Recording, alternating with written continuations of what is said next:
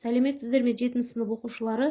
Біз бүгін 4-ші тоқсанға арналған жиынтық бағалаудың екінші нұсқасын тапсырмаларын орындаймыз. Бірінші тапсырманы оқимыз. 4 метр секунд жылдамдықпен қозғалып келе жатқан массасы 3 килограмм дененің кинетикалық энергиясы.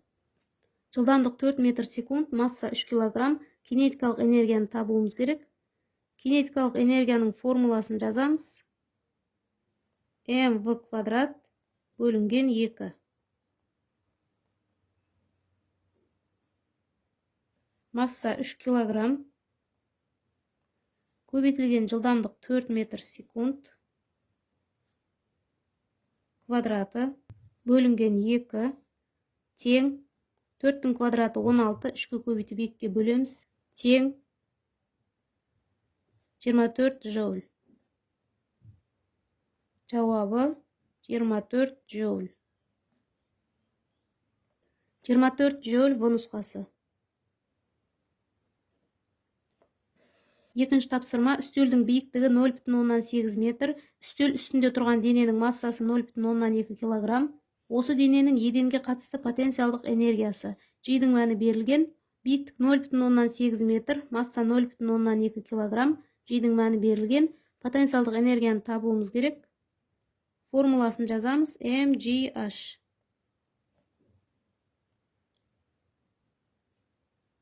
Масса 0,2 килограмм. Көбейтілген G-дің мәні 10 ньютон килограмм.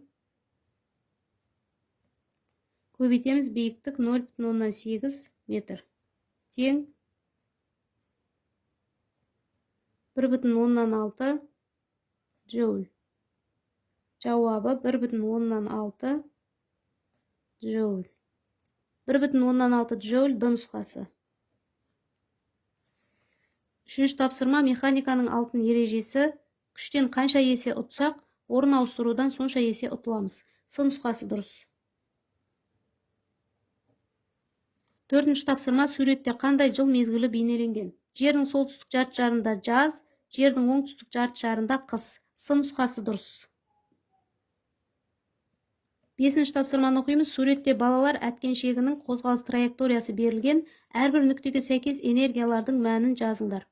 Бірінші нүктеде толық энергия кинетикалық энергияға тең. Екінші нүктеде толық энергия потенциалдық энергияға тең. Үшінші нүктеде кинетикалық және потенциалдық энергиялар өзара тең. Төртінші нүктеде толық энергия потенциалдық энергияға тең. Алтыншы тапсырманы оқимыз. Суретте иіндік тепе-теңдікте тұр. Үлкен иінінің ұзындығын тап. Кіші иінінің ұзындығы 20 см, оған түсіріліп тұрған күш 50 ньютон. Үлкен иініне 25 ньютон күш түскен, оның ұзындығын табуымыз керек. Кіші иінінде ұзындық 20 см, 50 ньютон күш түскен, ал үлкен иінінде 25 ньютон күш түскен, ұзындығын табуымыз керек. Иіндіктің тепе-теңдік шартын жазамыз. F1 D1 тең F2 D2. Осы формуладан D2-ні табамыз.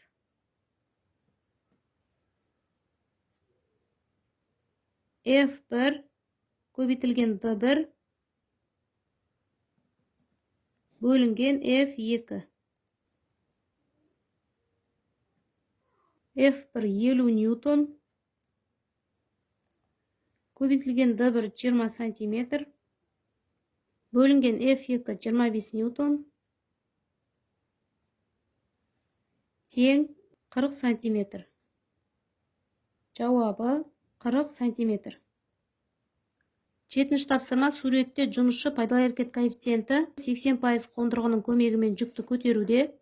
Жүкті көріп тұрмыз, массасы 80 килограмм, биіктік 8 метр. Жетте бірінші тапсырма, бірінші блок түрі және қолданылуы. Бірінші блок ол жылжымайтын блок. Жетте екінші тапсырма, екінші блок түрі және қолданылуы. Екінші блок ол жылжымалы блок. Жетте үшінші тапсырма, жүкті көтеру үшін жұмысшыға берілген күш. Жетте төртінші тапсырма, пайдалы жұмыс. Жетте бесінші тапсырма, жұмысшының атқаратын толық жұмысы. Жетте бірінші тапсырма, жылжымайтын блок күштен ұтпайды, күштің бағытын өзгертеді. Жетте екінші тапсырма, жылжымалы блок күштен 2 есе ұтыс береді. Жетте үшінші тапсырмада күшті, жетте төртінші тапсырмада пайдалы жұмыс, жетте бесінші тапсырмада толық жұмыс табамыз. Бірінші жетте үшінші тапсырма бойынша формуласын жазамыз.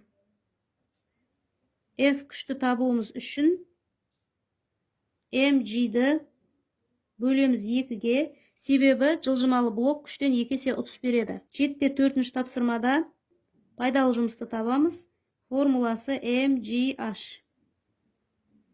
7-те 5-ші тапсырмада толық жұмысты табуымыз үшін пайдалы әрекет коэффициентінің формуласын жазамыз. Пайдалы жұмыс бөлінген толық жұмыс көбейтілген 100%. Осы формуладан толық жұмысты табамыз. Пайдалы жұмыс көбейтілген 100% бөлінген пайдалы әрекет коэффициенті. F күшті табамыз. Масса 80 килограмм. Көбейтілген G-дің мәні тұрақты 10 ньютон бөлінген килограмм. Бөлінген 2 тең 400 ньютон болады. Пайдалы жұмысты есептейміз. Масса 80 килограмм. Көбейтілген G 10 ньютон бөлінген килограмм. Көбейтеміз, биіктік 8 метр. Тең 6400 джоуль.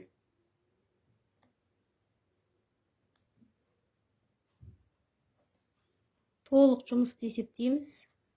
Пайдалы жұмыс 6400 джоуль.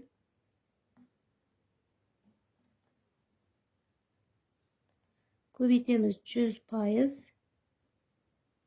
Бөлінген 80%.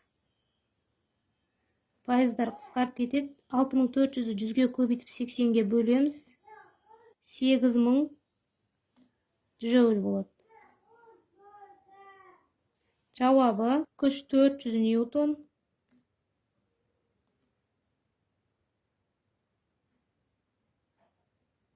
Пайдалы жұмыс 6400 джоуль.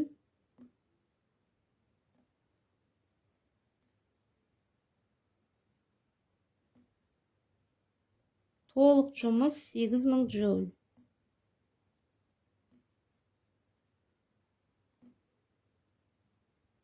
Оқушылар, осымен бүгінгі талдау сабағымыз аяқталды. Келесі сабақта кездескенше сау болыңыздар.